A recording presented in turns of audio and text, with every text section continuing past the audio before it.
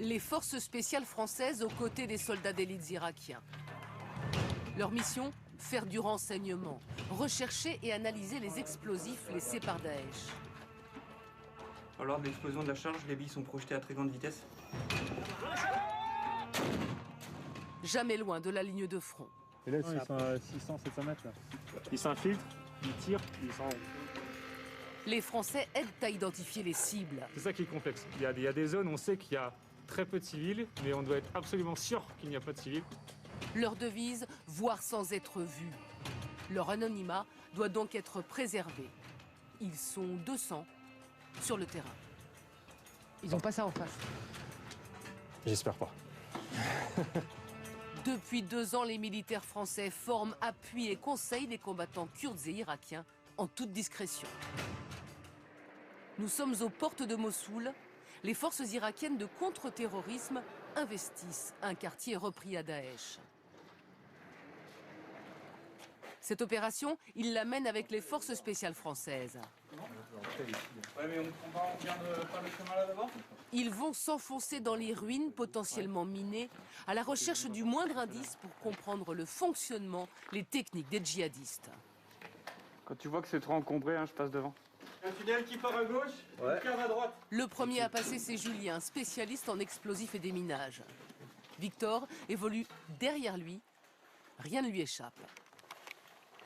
Le détonateur, c'est très intéressant parce que c'est indispensable pour pouvoir faire des pièges et utiliser de l'explosif. Les pièces sont encombrées. Le danger est partout. Autre signe de la présence de Daesh, ces 2 obus de mortier. Et d'autres objets plus surprenants. Les épargnes. Une sacoche peut être laissée par un djihadiste français. Le tunnel descend à peu près à 4-5 mètres de profondeur, ça part sur la gauche. Ouais. Ils évoluent dans un labyrinthe de tunnels, de maisons éventrées.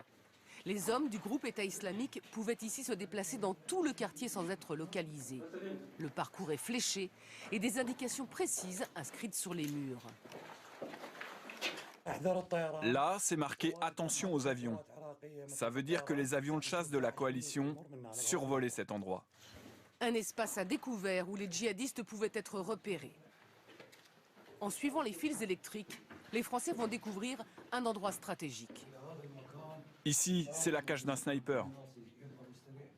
Un simple lit et des ouvertures pour faire feu sur les forces irakiennes. Là, il y avait des jumelles sur le matelas, c'est sûr. Ouais, là aussi, là. Ouais. La porte qui donne vers l'extérieur peut être piégée.